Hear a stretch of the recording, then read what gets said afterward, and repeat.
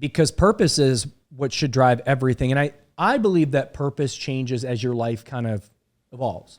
Like my purpose when I was in my 20s is different than my purpose in my 40s. But to know that when you wake up every day, whether it be for several reasons, whether it be for family, whether it be for the people that are working with you, whether it be for your brothers next to you, taking care of people, I just think that purpose changes as you work your way through life. Yeah, no question. I mean, your goals, you mature, right? And you're just after different things. Well, your baseline of knowledge changes, right? You've tried things, you've learned things. Now you can make better decisions. Basically, like he was talking about his parenting. He's making better decisions based on his environment, learning to pay attention to his environment instead of reacting to and just always coming over the top, literally. Like, that's the thing. Like in your 20s, you're just trying to get laid. Yeah, right. Like you got one goal. Yeah, one goal. I'm going to go out tonight on Thursday, Friday, Saturday. Yeah, so that purpose is something that no matter what it is, that's what you wake up and what you strive for. But like I said, I think there's multiple purposes too. You know, and I go back to the personal side as well, the purpose of why does everybody say they want to be healthy, but very few people have a purpose of being healthy?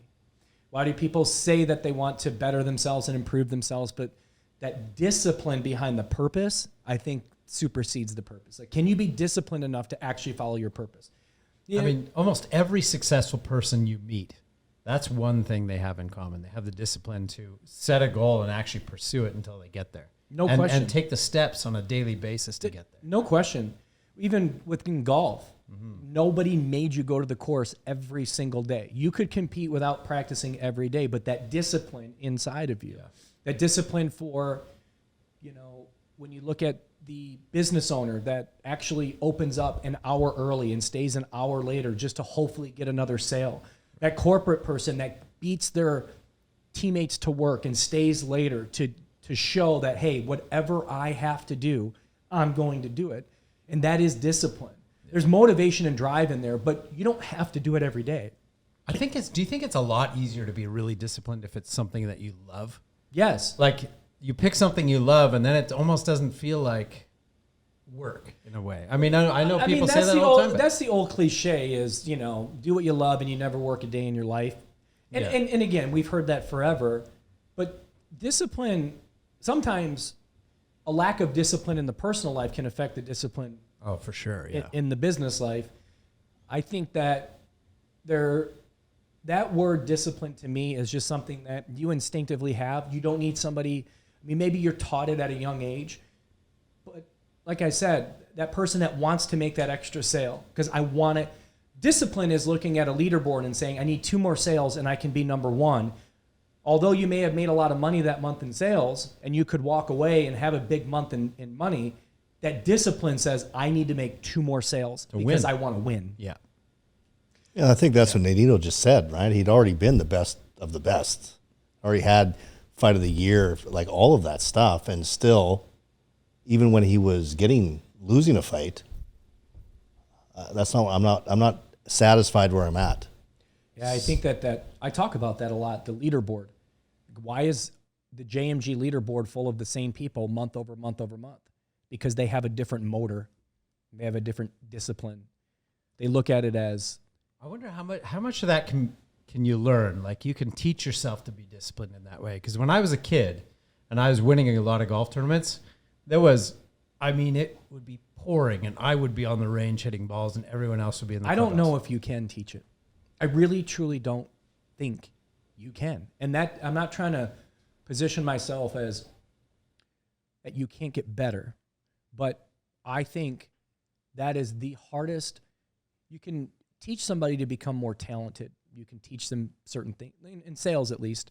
You can teach them how to say it this way, not that way, how to pitch things differently, how to react differently, how to have different tones and pitches within your voice, your inflections, building rapport, all the things that creates a great salesperson. You can teach them tricks of the trade, but you can't put in here something that is instinctive, that you just are either born with it or you learn it at a very young age to where you say, I don't need you to tell me to get to work today. Like, why is it that a lot of people need to be told, hey, you're 5 minutes late today. You're 5 minutes late today. You're 5 minutes late today. Why are the habitual people that are always late? Because they don't have discipline.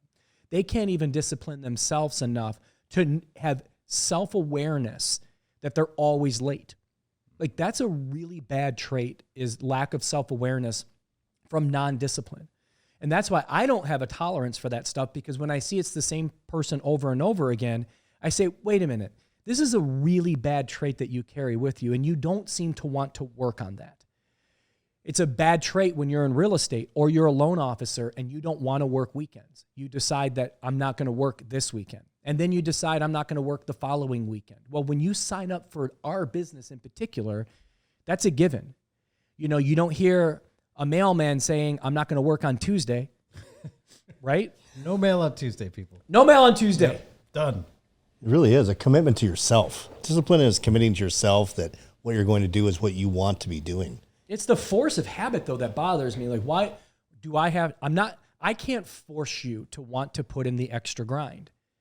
And when you reach levels in sports, like Nonito Donaire, where you're the champion of the world, I mean, first of all, to even be able to say that about yourself, that you are the champion of the world. There's no one better than you at this weight class, not in your city, not in your state, not in your country, in the whole world. People don't realize what that takes. What kind of attitude and work ethic. And I mean, you just have But to you got to continue have do both. that. Like, talent can only get you so far. This is my point. When you reach yourself up to these certain levels, talent will only get you so far. We see it in golf. We see it in basketball. It's those that have the talent, which he clearly does, but also has the drive, discipline, and determination that he'll still outwork you. That's what makes a world champion. And there's very few people on that type of level. But when you minimize it more to like a sales organization or a corporate environment, there's still ways to compete to be number one.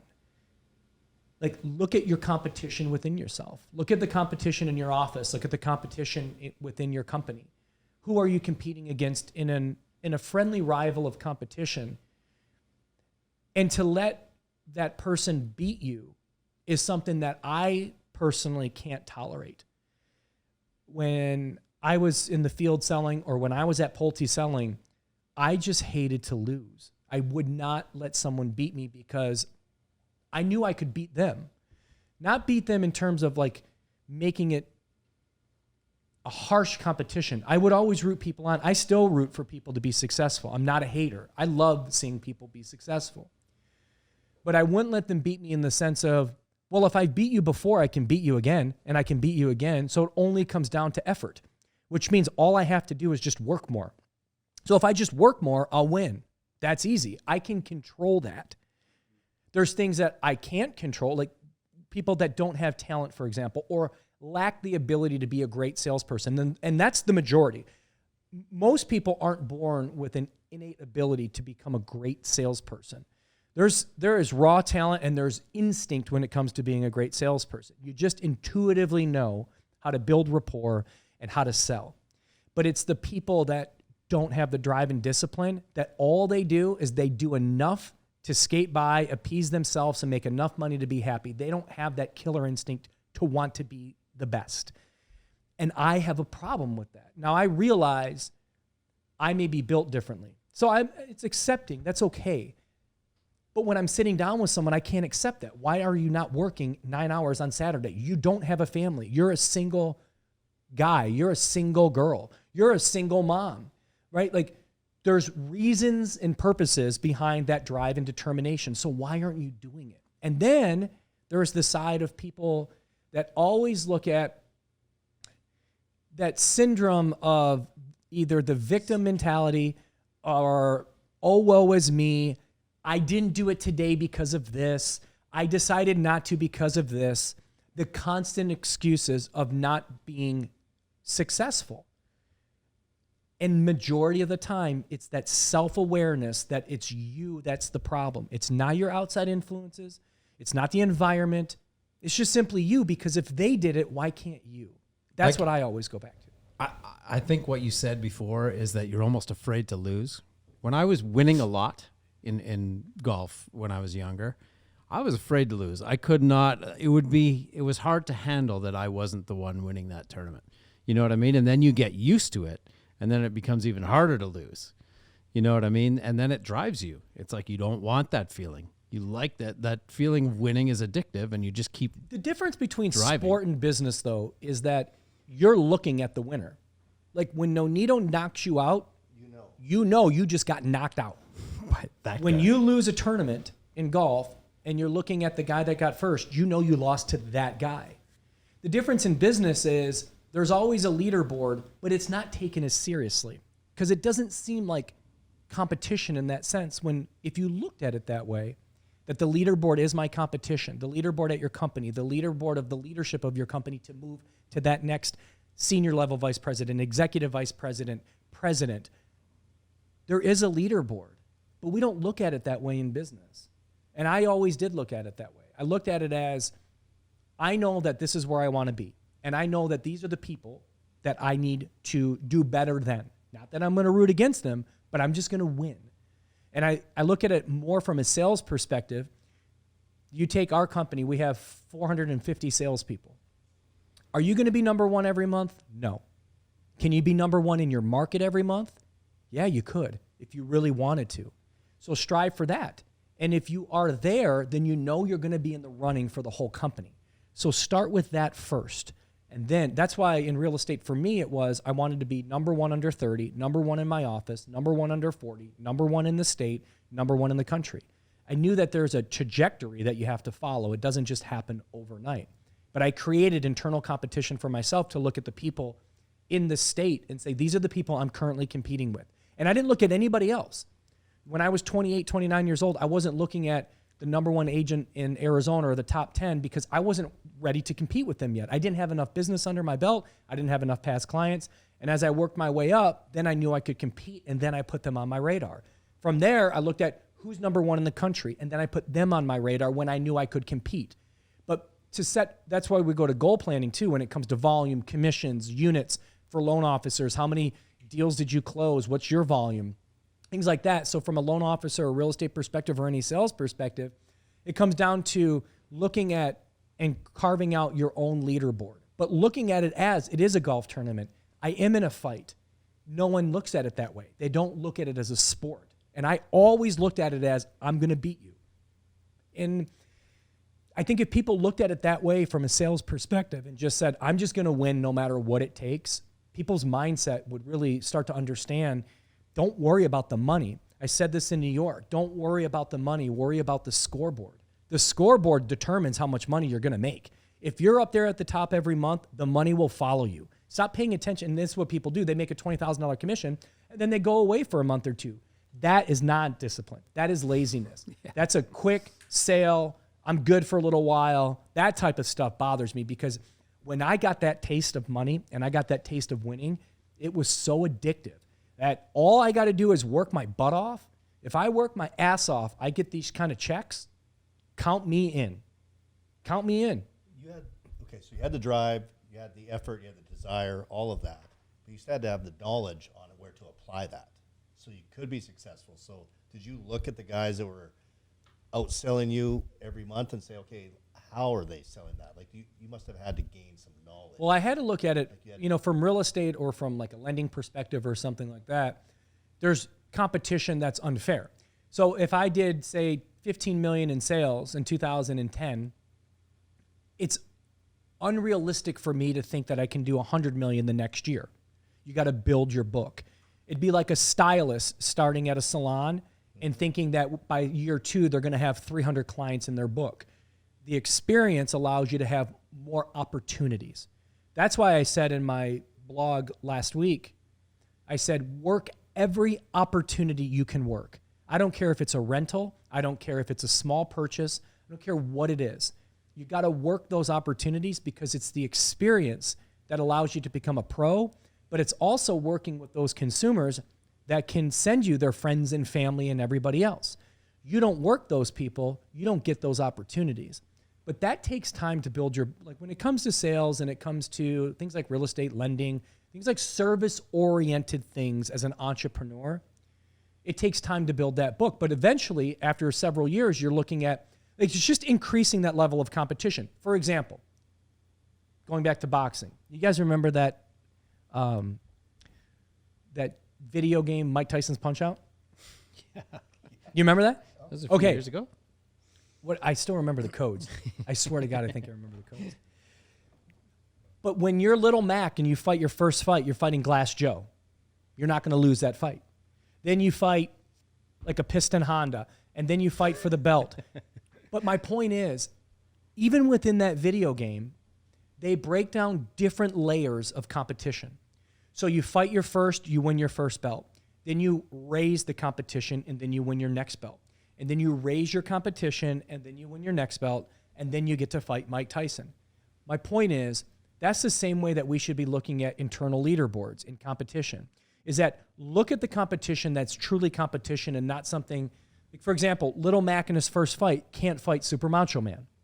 But as he's worked his way up through the video games, he's gotten more experience, more fights, and he can actually compete now. My point is that create your competition that you know is fair competition, that makes it challenging, but it's winnable. And then go to that next level. That's why I did under 30, my office, under 40, the state. I worked my way up into looking at different forms of greater competition as I built my career. And I look at the same thing from anybody in a corporate environment. You always start with, here's your first job, whether it's an assistant, like in lending, loan processor, assistant loan officer, application taker. Now you're an LO. You work your way up to senior loan officer, President's Club loan officer, sales director, regional vice president. You work your way up. So as you work your way up, just like Little Mac did through the ranks in the video game, as you work your way up, that's your new competition. Corporate America lays out those layers for you succinctly. As entrepreneurs and salespeople in the field, loan officers, real estate professionals, anybody in sales, if you're not in a corporate environment, if you're kind of more on your own, it's not laid out that way. But when you think about your competition should be in layers, and every layer is enhanced competition, it's just like baseball. What do? High school, college, A, AA, AAA, the majors. Everything's laid out that way. But we don't think about it that way as real estate professionals. But we should think about it that way. The only thing we do is we just hope we sell as much as we can in a given year. But that's not competition. Competition should be about winning. And if you're going to win, you have to have people to compete against. So everybody has to pick out within that layer, who am I competing against so I can win? And even if I don't make the money I thought I'd make this year, as long as I won, I won. I wish people looked at it